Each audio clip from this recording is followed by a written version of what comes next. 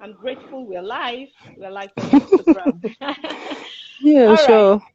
So finally, we're going to be having a conversation on acing your relationship goals. Good evening, everyone. It's good to have you. And I have with me Deborah Davis. She's a financial accountant, a relationship expert. She's going to tell us a lot about relationship, and we are going to share as much as we can this evening. In the next 30 to 40 minutes, we'll be sharing so many things you need to know. Maybe just a tip, because I don't think 1 hour is enough to tell you all about relationship. What do you think, Deborah? Yeah, sure. Relationship comes in many places. It comes in different buckets. It has its flavor and it has its shades. Mm-hmm. I see relationship as people relating in a ship, Mm-hmm. right? So if we're talking about mentorship, the ship is mentoring. You have a Yeah. mentor, you have a Mm-hmm. mentee. If Mm-hmm. you're talking about a partnership, maybe business partnership, Mm-hmm. the ship is the partnership, the business and the commercial activity that is happening there. Mm-hmm. So at the end of the day, you need to understand the substance of the ship. What does Mm-hmm. this relationship expect of me, so Yeah. that the players can perform optimally and have a mutual benefit in terms of what it is they set out to do. Where Mm-hmm. confusion comes most times is the fact that people don't really understand the purpose, and Mm-hmm. then you see a lot of confusion and Mm-hmm. friction between people. For Mm-hmm. example, Mm-hmm. expectations not being met is what we call Mm-hmm. disappointment. Yeah. So if you think that your boss should do this for you and is not Mm-hmm. doing it, you begin to get disappointed. They don't like me, all of those things, I'm not valued. Well, if you think your expectation from your employees is to deliver certain kind of results, which they are not delivering, you go, they are not competent, they are not this. So that's why it's important to understand what relationship really is, what kind of relationship Mm. exists between two or Mm-hmm. more parties. Yeah. Identify what the substance of the relationship should be, and each Mm-hmm. player must be clear. You understand what I Yeah. mean? Each player must be clear. Those days in schools, you don't see people moving. Say, are you going out with this person? Say, I don't know. Is he asking you? I say, how come you're always taking ice cream and doing everything together?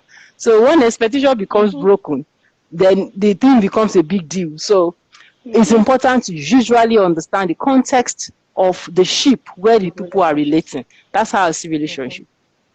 Thank you. Thank you, Deborah. We have quite a number of things. I have quite a number of questions for you. But one thing that has always caught my attention is what Mother Teresa said. She said, what can I do? You cannot. What you can do, I cannot. But together we can do something beautiful. So that defines relationship to an extent. It's a Yeah. combination. Yeah. It's togetherness. It's doing things together. And there are so many types I'm of trying relationship. to fix my stuff here to be stable. Sorry. Okay. I All hope it's right. going to fit right now. I think it's okay now. Yes, Stable. I All think right. you're good. You're Shoot on, good. shoot Yeah. on. Yeah. Yeah. So there's so many types of relationship. There's work relationship, family relationship. Now we're in the month of love. So there's a lot of love relationship going on in the hair. So please just tell us so as many relationship as you know based on your experience. What do you think based on Mother Teresa's quote as saying? Yes. And that's talking to self-awareness, which I will always advocate. What you cannot do, I can't do, or what you can do, you can do. It's talking about strengths and weaknesses. And for anybody to master or become good at managing relationship, you must understand the value that each person that comes into that relationship brings. Number Mm-hmm. one, once you identify the value, you must acknowledge it. Mm-hmm. For example, maybe two of us are in a relationship, whatever it is, let's just say in a work relationship, for example, you're my Yes. supervisor, I'm your officer, or however it goes. I should understand and acknowledge your role in my life such that when I'm through with my report, it behoves on me to give it to you to review. When you correct it, I should acknowledge your experience, appreciate the level of sacrifice you have put into your work that got you up to the point where you are my senior. I shouldn't get to a point where I'm very angry that whatever report I submitted needed to be corrected, because it's in your place to correct my report. So you need to acknowledge the place of the other party. So if you are in a relationship, understand what you bring to the table, Mm-hmm. understand what the other party brings to the table, then acknowledge the person's strength or energy or plus positive or whatever it is that the person is doing that is something that you cannot do, or that you can do but you are not authorized or To do. empowered to do it at that time. So that's what I see about that multi-race course code. But when everybody wants to become a captain in a ship, that ship will capsize. Take, for example, a marriage. Marriage is a relationship, a type of relationship. It has been so defined. I mean, I'm a person of faith. It has been so defined that the husband will be the head. That's how the Bible puts it. That is the head and the savior of the body. And that the wife should be supporting the husband and be reverently submissive to the husband. Of course, if we try to swipe it or to do something contrary to that order, of course, we can't get the results that is expected. You understand what I'm trying to say? So a woman should acknowledge the role of the man. He doesn't have all the wisdom, and that's why both of you are in that relationship. But you have to first acknowledge that, okay, fine, he's leading and following. If there's any gap anywhere, I call his attention to it, humbly and gently and lovingly.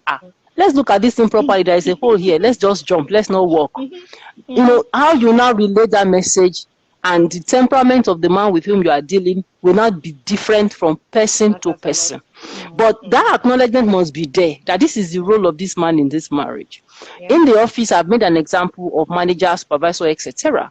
When you think that because somebody comes from your local government, he has become your cousin or nephew or second or third or 15th cousin, and therefore you don't want to perform, your employer just wants results.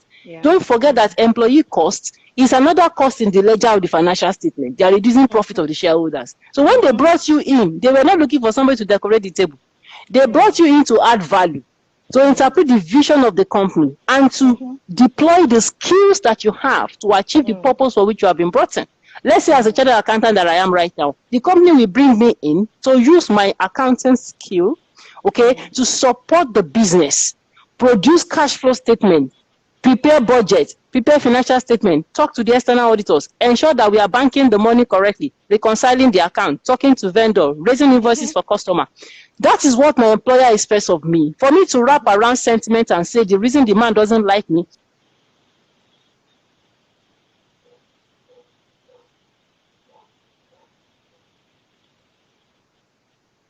by your job description and every other thing that they have communicated with you from time to time.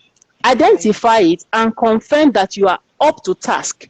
Of course, I know there will be toxic relationships in some places, but those are exceptions. The normal thing is for employee to know what he's here to do and contribute to it. The normal thing also for employer to know in that relationship, because a contractual relationship of employment, to know what his duty is to this staff. When you don't sharpen a saw, you can't expect it to deliver to you efficiently. You are not training, you are not doing anything. It's your business to reward the employee for the time invested in your business for a time of period, maybe like every month. So you don't wait for them to come and kneel down and ask for salary. So everybody should understand his role, real responsibility and duty. And that's what make relationship make sense. There are other relationships like spiritual relationship, maybe your spiritual father, spiritual mother. There are parental relationships, parents to children. There are relationships in terms of mentoring. Maybe you have a mentor, you are the mentee. Or you are the mentor, you have a mentee. You should understand each other's role. Or you are a coach, you are a coachee. I mean, you have coaching relationship. So relationship play in every space where humans are found, because we're not designed to work in isolation. Thank you so much, Deborah. You have quite a lot. We have a lot to tell you about relationships. But I see that there's something, based on what you've discussed, you're more specific about a substance. So what makes a relationship different? There's something that makes every relationship different.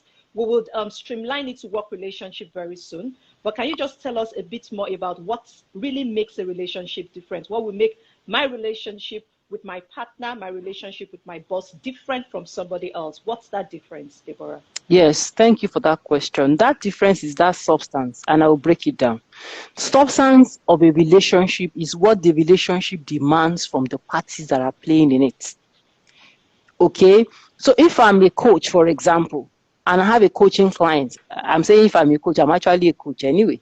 And the client comes to me, whether the person is related to me or not, that relationship is different. It's a coaching relationship, and there are rules of engagement. So what makes every relationship different is the rules of engagement.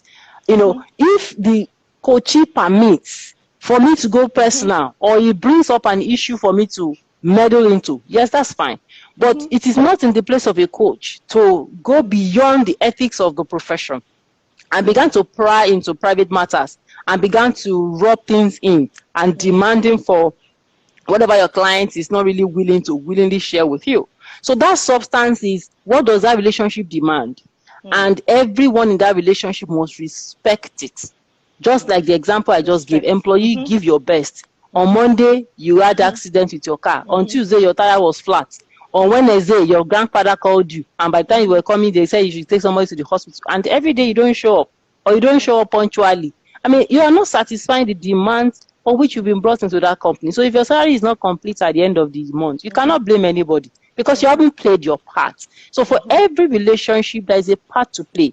Now, what now makes relationship go good or go great or even go bad is the willingness of the parties in that relationship to do what is required. One, the ability to pay sacrifice, as in to go beyond the call of duty. Because sometimes you say, let us say 9 to 5. And suddenly a client showed up. This is a big win for the company. And you know you are very relevant in that project. You can begin to stick to that letter and begin to do the way you like. You can go beyond the call of duty. The same thing for husband and wife. The same thing for friendships as well. When you started your friendship with this person, you didn't say it was going to fall sick. But suddenly after a long time, you've invested time in each other, and then they say, this is the only person that we can call on the phone to bring the lunch. And they say, I beg, I don't have time. You will have time. You understand what I'm saying? So it behoves of parties in the relationship to know that beyond what they set out to accomplish, there will be reason for you to shift. There will be reason for you to compromise positively in order to achieve, a common goal. Yeah, thank you. A common goal. Thank you, Deborah. You've told us you've mentioned a number of things, and I think one key thing is respect. I really want you to emphasize the place of respect in relationship. You see quite a number of relationships, especially in the workplace. Maybe we focus on workplace today, and other times we can look at other types of relationship. In the workplace, you see quite a number of familiarity in the workplace. Family, you feel like this is my friend. And in the areas of confidentiality, it no longer exists. The respect is then abused. And that is why you see a lot of bullying in the system. You see a lot of so many disciplinary issues come up from it. So I just want you to emphasize a lot about respect. I think it's one area we need to learn a bit more. Sure, Ololade, we can't graduate from the school of respect. Respect has similitude with honor. Respect for me also has similitude with vulnerability. Respect for me also has similitude with matters of the heart, more or less. Because if you try to fake it, it will not work. Respect is a matter of the heart. And I will start from that third example. It's a matter of the heart. I don't even need to kneel down for you to agree that I respect you. Because in some culture, they don't kneel down. In some culture, they don't shake hands. In some religion, they don't shake hands. I mean, one time someone came and we were supposed to exchange greetings. This person is new in the system. We're used to people shaking, sometimes even some, distant hugging. And I stretched my hand normally, and this person just said, I don't shake. I wanted to feel offended, but later now I realized that in this over 8 billion people in the world, we will not hold the same ideal. So where respect comes for is to give allowance to the next person. Agree that that person can be different from you, and it's okay. Yeah. So I didn't understand it. Later I now found out from someone that, people who have this kind of position, that is not everybody in that religion that does not shake, but that there are some people who have that position that they know that if the person is not their wife or their mother, they cannot shake. And I respected the person for it. It doesn't have to shake me for me to know that I'm accepted by me. So if you have a low self-esteem or your own complex, you have inferiority complex, you have tendency to interpret people's differences from you as lack of acceptance. So you begin to throw tantrums. That's what you see in the workplace. People came from different backgrounds, exposed to different things, have gone through different experiences. Some have been rejected, some live with their uncle, some live with their auntie, some live in a family where family love was very okay. You were okay to be free and to be vulnerable. You could tell anybody what you were feeling and you will be fine. And so you mix those people up in the workplace. And then those differences constitute some friction in some places where respect is not emphasized. So Number one, the employer has a role to establish a proper corporate culture to ensure that in this place we will not give room to bullying, verbal abuse, or any kind of abuse. So the employer has a role to define the rules.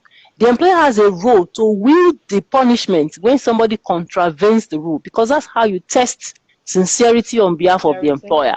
So once the employee, understands that this is not tolerable here, even if you're angry, you get to your house before you express it. So because it is lack of respect for you to believe that if anybody doesn't speak your language, two people will be talking in the same language, and you know that there are people in the pool, maybe you're working in a team, and you know they're isolated. They don't need to come and tell you to say, madam, stop speaking in your language so that we can all hear you. No. Courtesy demands that you speak the language that is general. It doesn't mean they want to participate or they don't want to, but mere isolating people is lack of respect. And a lot of people do it a lot. But sometimes it's because we are not conscious, because we're all guilty. But that sense of awareness, that when I'm in the office, I look around me, and that's what defines maturity. To know that this kind of thing will not play well in this place. So why do people disrespect the other person? Number one, low self-esteem. They really do not like themselves. People who don't like themselves don't know how to like people. And so when you don't like people, you will disrespect them normally. Is it because I studied I did OND accounting? The time I started my OND, I was not entered university. Maybe I saw his CV. What does that mean? And why are they calling me my supervisor? If you display the characteristics that it displays, the level of skill, intelligence, and leadership, they will put you in that position. Why not seek to understand what makes two of you different, as opposed to bad-mouthing and disrespecting? So it's a more personal thing. But the workplace organization has a duty to define what is acceptable in that place. Thank you, Deborah. I hear that, defining the culture and the respect that is required in an organization. Just before we continue, I want to acknowledge those that are online. Thanks for joining us. I see Barua Mochisola, Alayode, Yemi, Kachi Jumbo. Thank you so much for joining us on this call. Please feel free to drop questions, comments, and we'll see how many we can take before the end of the call. Thank you for joining us. So there's another very important thing, Deborah. You've mentioned a lot of personality types in the workplace, respect, and some of the nitty-gritty that is very important in relationships at the workplace. But now let's talk about nurturing relationships. So for example, I have my line manager. I want to define my relationship with her. I want to be able to draw the line. But at the same time, I want to nurture that relationship in such a way that I don't want to abuse it. I hope you understand me, Deborah. I don't want to abuse that relationship. At the same time, I want to nurture it in such a way that it can grow beyond work. How do I go about it? Very simple. Mike Murdoch says, adaptability is a proof of honor. Breaking it down means you will be adaptable to people's style when you like them, when you honor them, when you want to take the relationship to the next level. You have called the person your boss, right? So by all means in the ladder, this person is higher than you. It will be different if you are higher than the person, okay? So if the person is higher than you, honor should come from you to the person. Of course, it should be mutual, but who will initiate honor is you. So one of the things you must learn is how does he or she likes to do what she's doing. That's adaptability. Not anything extra, not the extra or birthday gift, wedding anniversary card. Don't start from all of those things. It's not even everybody that their love language is gifts. But that somebody likes a report in this. I work with bosses that they've told me that I don't like the way you put graph. Just write everything in word, in text. You can imagine. As an accountant and someone who is very analytical in mind, I would like to do pie chart, so that by the time you see the report, you already see that this is the population and the distribution within the population. But one day, some of my bosses gave me feedback at the directors' meeting. This graph that you are painting. I was surprised. So it is not in my place to now say, why don't you like graph? Graph that is the best, and be trying to convince them or trying to be proving stubborn. It doesn't make sense. I know how to do graph. I can keep it. So they want everything all prose and text. So fine. My next report was just aligning to that. You see the example people have made by adaptability. Your boss likes his report early. Your boss likes you to prepare it in a slide or PowerPoint to distribute. He likes punctuality. He likes this, he likes that. We humans are first emotional before we are rational. That's the truth. So when he sees that trait, that it is not that he has to beg for things or go around to explain the same thing, You get what I mean? So that's the first place to start. Next is now to see how open is he to non-work related activity. What do I mean? If he himself extends a birthday invitation to you, find your way there, even if it clashes with your program, because you are the one that is intentional about nurturing it. If he extends certain invitation to you, oh, my daughter's birthday, of course, the daughter is just 2 years. It's not your business. You are not age mates. But the more people see you, it's an optics game. The more they know that you love, respect, honor them. So for me, that singular adaptability is the first place to start in a workplace environment. Relationship. Great. So that brings me to another topic. I'm trying to see how many we can take on this call. It brings me to a topic called loyalty. Do you have a loyal employee? Can you ever be loyal in a relationship? And what does it take to be loyal? It's really tricky, Deborah. So I'm really looking forward to how you would answer that question. Loyalty is defined by who is defining it. Trust me. Okay. And to say that an employee will be loyal to an employer is a game that I'm not sure everybody wants to play. How loyal have you been? Is that the first place you started working since you left NYS? I'm asking you, Ololade. No, The place where you're working now, is that the first place you're working? No. Because truly, as an employee, it behoves on you to create a win-win environment. I mean, out of good conscience. Give to your employer what is required at the time that is required whilst you are there. And that's why I started by saying loyalty it depends on who is defining it. If loyalty is to say that I stay with you forever and never, Alpha and Omega, we are together, that can't make sense to you in a workplace. The only relationship that can be that lasting is the one that heavens package, maybe mother to child, father to, all those things that they are blood and they are for life. But for workplace, what will you... Some people work for 10 years, 12 years. By choice. That's why I'm saying who is defining the loyalty? Is the employer or employee? Because as an employee, a time will come in your life, if you invest heavily in your self-development, where you know that that place does not contain you. And if the organization does not have room for you, maybe you're going to a place where you should be a senior executive, and it's heavy at the top, they are not promoting you. They just gave you an offer in an international company with opportunity to travel around the world and supervise 3 or 4 other countries. You are telling me loyalty, are you going to sit there? So whilst you are there, you do your best, you are committed. So when I now want to bring it down to a smaller level where we want to say what is loyalty, I will call loyalty in 2 ways. If you are still there, and you should be there, if you have to be there. Loyalty in one way is number 1. Become a brand ambassador of that company whilst you are there. If, for example, there are 2 beverage companies, I don't want to call anybody's name, and for any reason your cousin or auntie is working in the other one and you're working in this one, you now bring the t-shirt where they wrote the name of that beverage that your company is not selling and wear it to work on Saturday, say because you are dressing down. There's a problem. Because you are becoming an advocate of their competitor. So you can't do that. Even if they gave you that shirt, you will keep it somewhere else. And where the company's interest is, being mentioned, you will show and demonstrate. So you're talking about loyalty in terms of defining it with the line manager at this time. Okay, what I said is that loyalty means what you call it. If loyalty for you is staying in a place for a long time, I don't think that is what I want to call loyalty.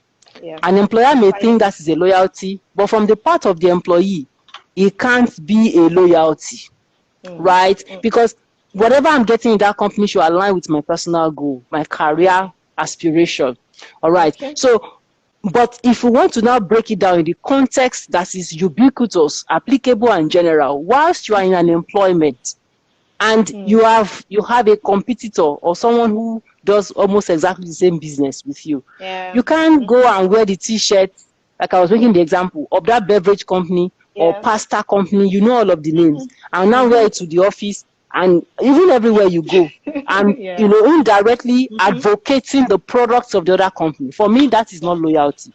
As long as you are still with that employer, the employer is paying you a bill, so try and show enough respect and whatever to the employer at that point. The second thing I would call loyalty in a context that is mutually agreeable is the fact that you do the work that you were given. you will not be loyal if you are supposed to produce certain report, output, deliverable, and you are below. So to be loyal means find a way. Don't wait for the company to go and send you on one expensive training. If you are deficient in Excel, you want to know pivot table, you think that this particular skills will enhance the beauty of your work, go ahead and learn it. Develop yourself. Increase your capacity so that every time you come at your best. Not always wait, you come at your best. So that's what I call loyalty. But by all means, if you think you are bigger than that role, bigger than that employment, you self-developed, and you know that you need to move on, please, by all means, just move on. There is nothing that says, I'm loyal, and then your salary cannot be increased because the size of the company cannot even afford your next pay. So there's something you can do at that point. Great. Thank you so much, Deborah. We will continue and continue, but let's streamline it now. So you've talked about how to nurture relationship. We've talked about loyalty. We've talked about what we need to do. Now let's talk about in a case whereby there is a fallout in a relationship. I've once had a fallout with my boss at work, and I tell you it wasn't an interesting experience for me. So what would you advise, especially if you want that working relationship to be, you just need that relationship to continue work. You're not ready to resign. You've not even gotten another job. So what will you advise? How can I build that relationship? How can I keep that relationship, especially if it's a relationship that are falling out for one reason or the other? Okay, so you said it has already fallen out. Now you want to do damage control, right? I will first tell you, speak with a coach or speak with a mentor. Because the truth about it is, the people who are existing in the relationship that just went bad, perhaps are holding perspectives that are different. All right? So you need another knowledge or level or understanding to be able to either shift your position or correct your own mistakes, or allow the other person to make his mistakes. I don't know what the context really is, but let me tell you what I can give as an example. Let's say your boss is demanding, calls you at odd time. In the night, he's looking for reports. Early on Sunday morning, he's looking for this, and it's not convenient. You are sick, he's not understanding. That's a very sensitive matter because life before work. You get what I mean? So, but if you speak to someone else and say, these are my pains, because it's not really easy for you to admit your mistake. It's not natural. When you lift up a lantern, it doesn't see the underneath. And that's why I said the first thing to do, find somebody who can listen to you. Because your first deliverance starts from that listening here. When you tell the person what has happened, the person can objectively look at the matter. And if you think that your boss is understanding enough, you can confront the person and say, I just noticed that this thing is not looking the way it's looking. When I bring my report, you don't even lift up your head to look at me, but you need enough courage to do that if you are not that kind of a person. So that's why you have spoken to someone who will now tell you that, you know what, go early when he comes from work, or go when he's about to leave. Because some people, once they come in through traffic, they don't want to listen. So they will tell you what to do, and then because you are combining wisdom, you can now damage control it or try to repair it. But to do it alone, it means that, is it about Einstein that says that we cannot solve a problem at the level where we created it? So you have to create a system where you have borrowed wisdom. You allow a third here who is confidential and matured to listen. And let them say, Lola, even this one that you did too is no, I didn't know. Okay, so go and acknowledge that and tell the person you are sorry, that you were not thinking the time that the phone caught, it wasn't you that caught it intentionally. So they can help you like that. That's the only thing I can tell you, because different things can make anything wrong. So one important thing you've said is seek advice. You can't, you might not know it all. You might not know the best way of approaching it, but seek advice, look for a mentor. That's quite interesting. Great. We have just a few more minutes to go, but I would love us to talk about something very important. Because of my role as head of people, I manage a lot of people, so I see a lot of things happen in the workplace, especially when it has to do with relationships. What will you say about having a crush on a colleague at work? It's not a problem. There's nothing wrong with having a crush. Yes, there's nothing wrong. How you do it is with your policy. Have you defined upfront that two human beings who have chemistry for each other cannot fall in love? If there's no rule that they are breaking, it's not a big deal. But if there is a rule that they are breaking, both of them have to agree that one of us will move on because they know they are breaking rule. But if the organization does not say he is not happy with it, there's nothing. So I mean, I don't see a big problem, because as long as you're healthy human beings, you can meet anywhere. In the church, in the market, in the office is also a place where people can meet.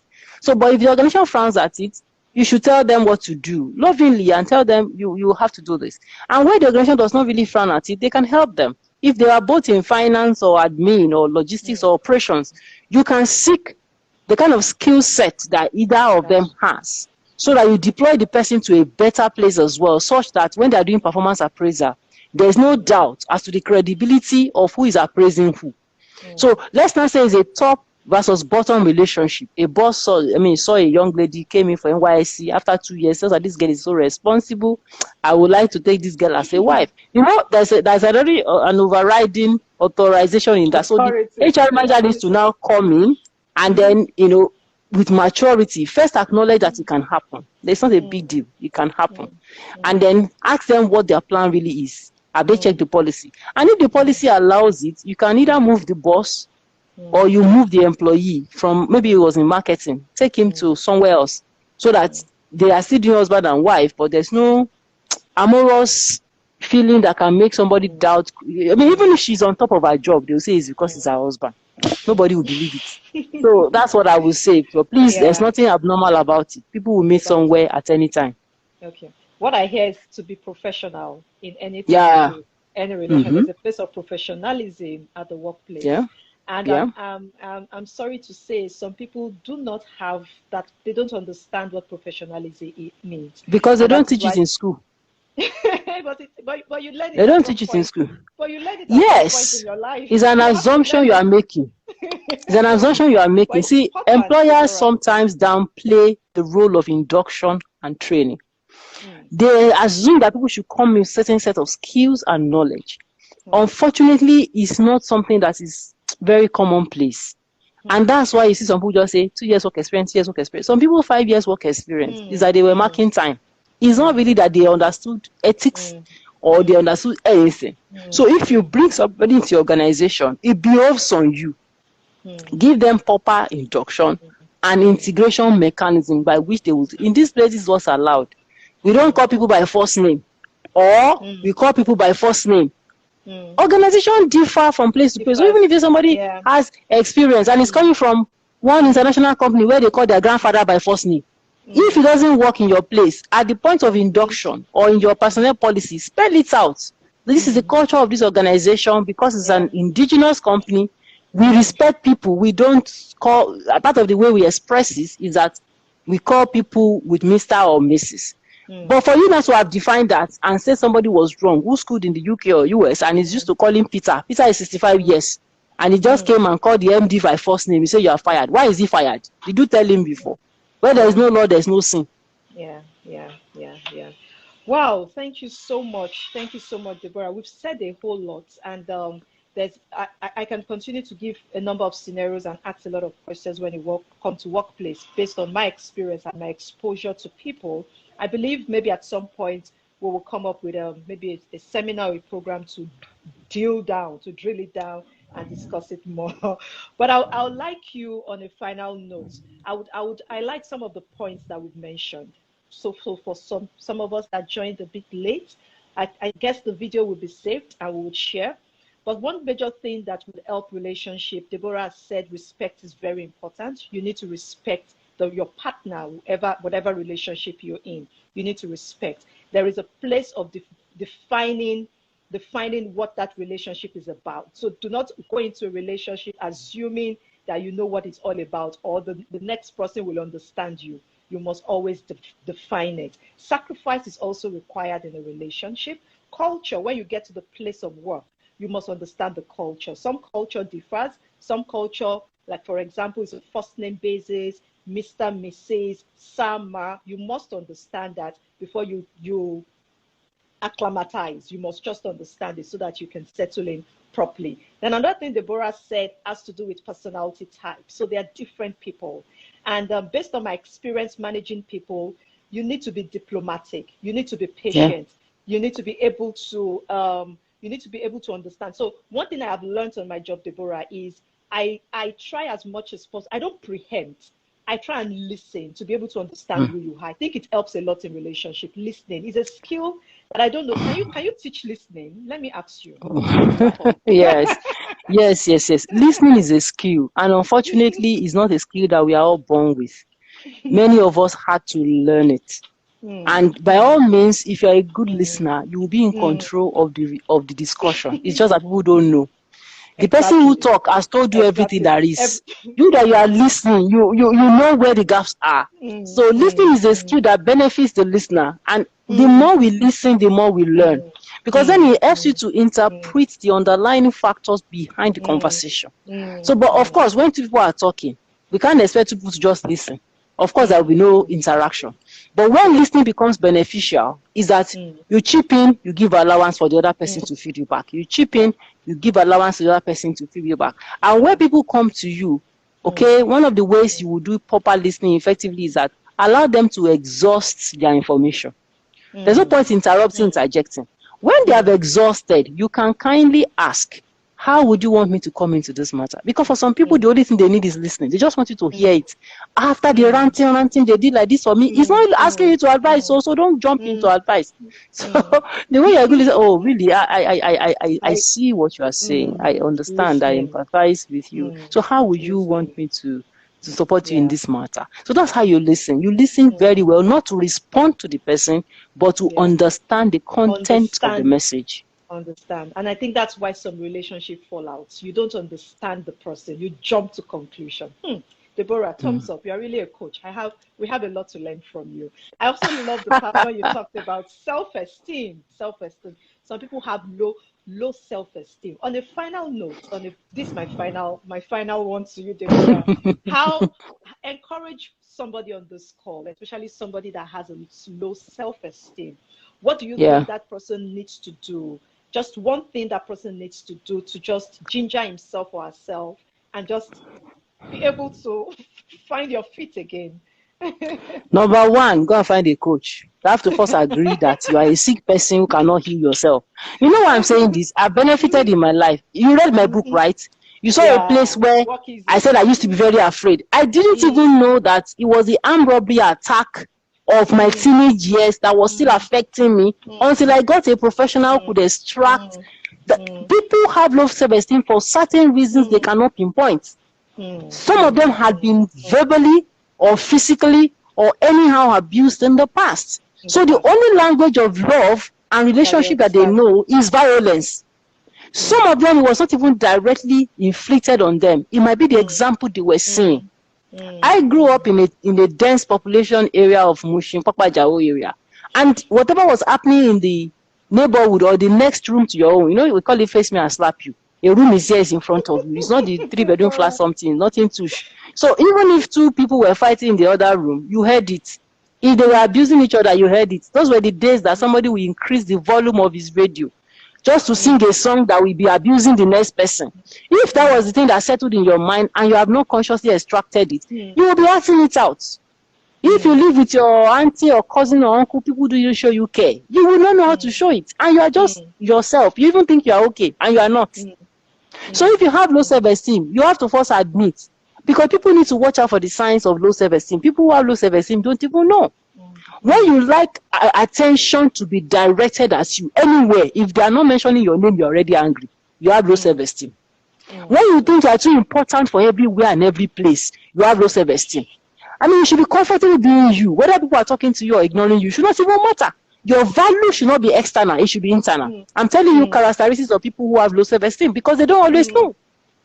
So you have a low self-esteem when you're looking for attention cheaply, when you're in a place and the whole set of things does not revolve around you, does not involve, you're not in control, you're not managing, you get angry easily. You don't even think that people can make mistakes because you think they must be that perfect. Number 4, you have low self-esteem when you always allow perfection to stand in the place of progress. Take little step at a time and say, this is where I am on the matter. But that's a big problem for some people. Number 5, you have low self-esteem, you cannot ask for help. You will be doing too much because you want to prove, I know my job, I know my work, and you are dying. Yes.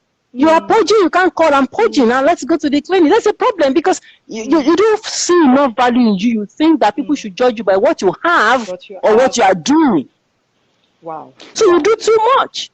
You bragado, you overdress, you overdo everything because you're looking for attention. That's a big, big problem. And a lot of time it's in the subconscious. You don't even know you have low self-esteem until you start hearing all these things I'm talking about. So when you have that kind of self-esteem, it's not injection that will heal you, like or COVID-19 vaccine. Go and find a coach who will support your life, ask you questions, take you through a process, and then they will give you therapy. And at the end of the day, you'll be fine. I mean, low self-esteem is a big disease. It's something that needs therapy, I tell you. Thank you, Deborah. Thank you so very much. I think I jotted a whole lot of things here, and we have to do this again and again and again. Thank you for You're welcome. answering all my questions. Thank you for giving us out of your wealth of experience, sharing a bit. You're just giving us a tip of the iceberg. Thank you, everyone that joined the call. You're We're glad to welcome. have you. Thank you so much. So this is where we would close for tonight. Deborah, do you have a final words to all participants? Yes, my I'm final just word going will through still the be list. on Yeah. that relationship. Yeah. Relationship plays in different aspects of life. And one Yeah. way to benefit maximally is to Mm, understand the substance of that relationship. yeah. This person is in a mentorship relationship with me. This is a friendship relationship. This is a Yeah. workplace relationship. Don't Relationship. overstep the boundary. Your boss is not your friend. If he's asking for a report, give it to him. He's not your local government person, even though you come from the same place. Same Understand the family. substance of Yeah. the relationship and understand your role Thank in the you. relationship. Thank Understand you. that you need to play some sacrifice, sometimes some Thank you. compromise to make the relationship work. Then Work. understand finally that the relationship is bigger than those who are playing in it. Great. That's it. Great. I'll go with that. Relationship is bigger than those playing in it. Thank you so much. Thank you, everyone, for participating. So we'll save this on our pages. Please follow us and try as much as possible to also reshare. Enjoy the rest of your evening. Deborah, thumbs up. Thank you. Talk to you later. Bye. Bye.